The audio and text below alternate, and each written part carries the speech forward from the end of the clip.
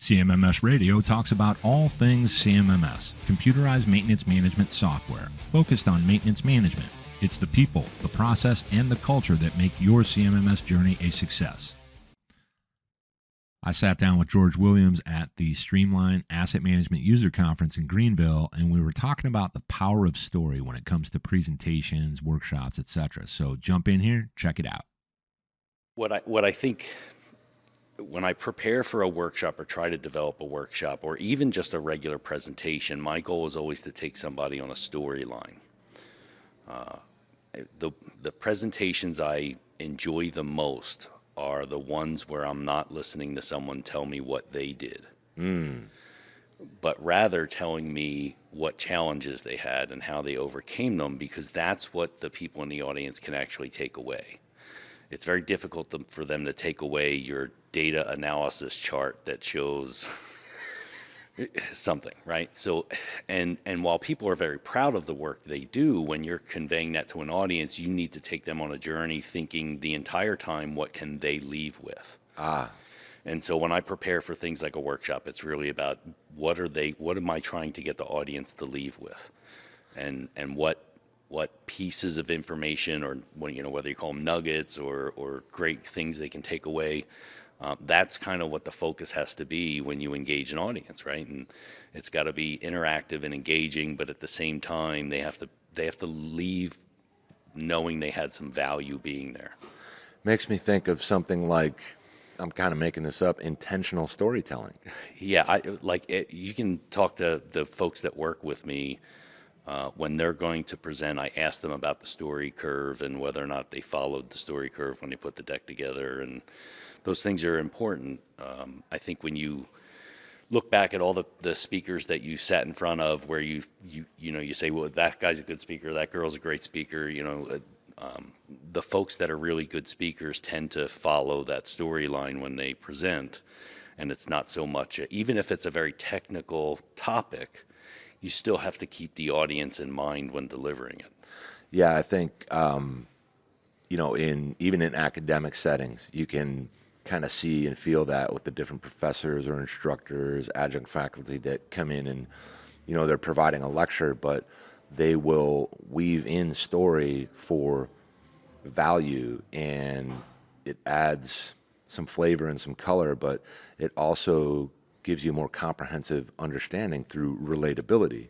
And I think there's a lot of great people in this industry that are actually very well known for the way they present and the way they engage in a way that you can really have a takeaway. It becomes memorable because human beings, they tend to remember stories as opposed to that data. But if they're remembering a story where you're teaching a practical framework, now they get linked up, and that's a bunch of psychology and all that, but we can leave that out.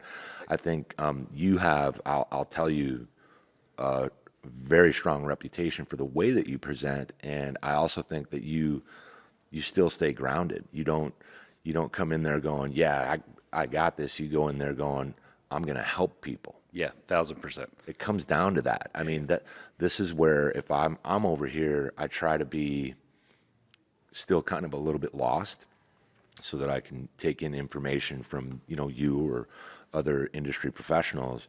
But that wanting to help, that kind of makes it come full circle. So what is the favorite thing for you when you're engaging on a workshop with the audience that happens with them? What are the things that you see or you hear during or after the presentation that kind of let you know this is actually happening? It's going the way I wanted it to. Yeah, I think you can easily see when folks are engaged and being able to recognize body language. As someone who presents and does it often, you can recognize when you have to go deeper on a topic, because you start to see inquisitive looks on people's faces where they're not quite getting it yet. You need to go a little bit deeper. And then when you see the aha moments, you know people are getting it. I think for me, what tells me whether or not it was successful after the presentation is not so much people telling me, oh, it was a great presentation. It's the people that tell me a story of how what I presented was relatable to a story they are very familiar with because they've experienced it. Yeah. And maybe they did or didn't succeed in the outcome, maybe, whatever the challenges were they were facing, when they can relate what I was presenting to their own life history, that's rewarding, because that you're hitting a mark where other people are going to face those challenges, because I wasn't the only one, because someone in the audience also faced it, right? So I think those are rewarding moments. And I think when folks reach out 3 months later and say, hey, I remember this, can you give me a little more information? And we're the type of company that we always make sure that we respond to people that have questions, and that it's important to give back, man. I did not get where I am, and not that I'm very far along, I still got a long way to go, but it takes an entire community to raise a child, and I was definitely a child, and it took a whole community of people to get me to understand what I do for a living and how to do things like present and all of that. Years ago, a long time ago, one of my mentors was a guy named George Weitengruber, and George is a great, fantastic leader. And George was the type of guy that you could walk into his office, and I've done this more than once, open the door and give him a topic. Hey, George, red balloons. And he would tell you a story about red balloons. Yeah. And the guy was just an amazing storyteller. And so he really kind of laid the foundation of that for me. And throughout your career, you engage with different types of leaders that teach you things. Some of them are not great leaders, but they teach you things. Some of them are really good leaders. Guys like Pete DeRocco in my career was a guy who unleashed the reins. He was a guy who would set a vision, set an expectation of where you want to go, and allow you to grow into it, and gave you challenges, and respected your approach to things, and never tried to dictate how everything went. And he taught me a lot about leadership. And guys like Uday Hardikar. I used to be a Theory X guy. Oh, man. Everything was about numbers. You've got to hit these numbers. Here's how you do it. Here's the process. Just go do it. And Uday taught me an awful lot that leadership is about people and about engagement, not about the numbers or being so rigid. And so, throughout your career, you have various people that touch your life and change who you are, and if you're open to it.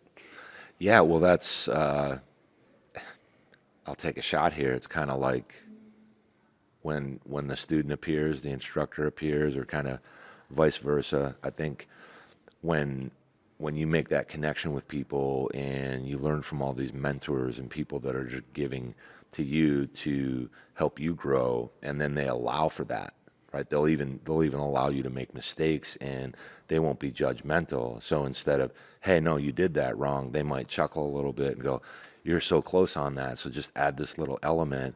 And there's you're not carrying them, you're guiding them, but in a way that's more the human side, rather than, you got to get this in your head. And everything that you're talking about when you're engaging during the workshop, I'm imagining, maybe there's someone in the crowd, I call it crowd, but, in the workshop, and they get that kind of perplexed look, and you might stop for a moment and go, you have a question, and they might feel confident enough to say, yeah, you're saying this and this and this, and I don't understand.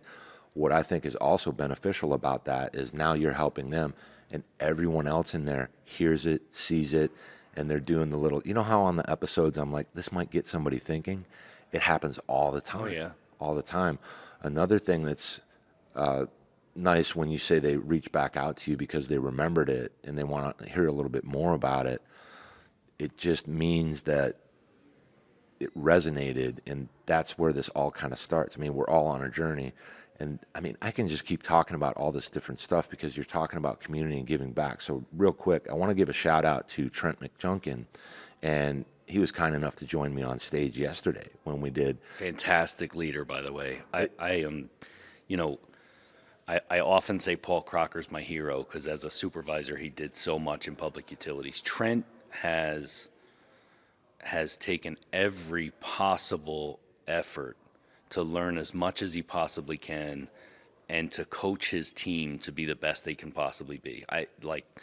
Trent is one of my heroes in the space because he not only gets it, he gets the pieces behind it that he can't do it himself, that he's got to create leaders throughout his organization, and he's doing everything he can to make that happen. Absolutely, and the reason I brought him up is we had a nice talk after we had done our onstage, and he is very intent on always being able to give back. If somebody, say for example in the local area, has a facility or manufacturing operation or anything like that, he wants to talk to them. He wants to help them. He wants to also learn from them. He'll cruise by and just check it out. He'll do facility walks if he'll make the time. And it was amazing, that conversation. You know, we weren't recording it, and it just reminds me of all this. And even here at Streamline for 2025, Alex Bolin, digital thinker, they put this great event together. Of course, you know that, and you're one of the sponsors of the event.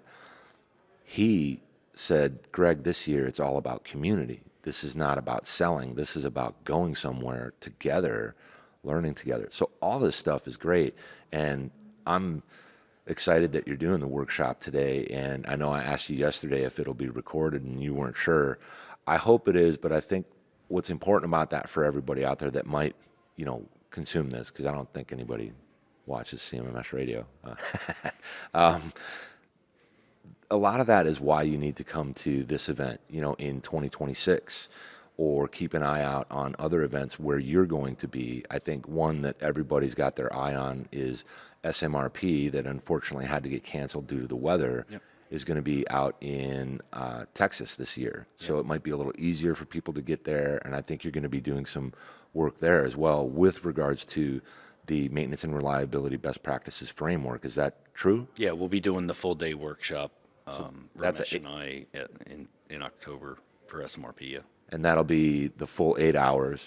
Yep. And I think Ramesh is probably going to be doing some book signing. Absolutely. So shout out to Ramesh. Yep. He is the Reliability Sherpa. And I want to let you get going about your day, but George Williams, thank you, as always, for once again being on CMMS Radio. We're coming at you live from Streamline Asset Management User Conference in Grenville, South Carolina. Thanks, Greg. You got it. Did you find this episode helpful? Please send us some feedback, suggest a topic, or ask a question. Reach out to CMMS Radio if you need a co-pilot on your CMMS project. Visit CMMSradio.com and use the What's on Your Mind link. Thank you for tuning in to CMMS Radio, your resource for all things CMMS, from selection to implementation, to help you make better choices, learn from industry experts, and have a successful CMMS journey.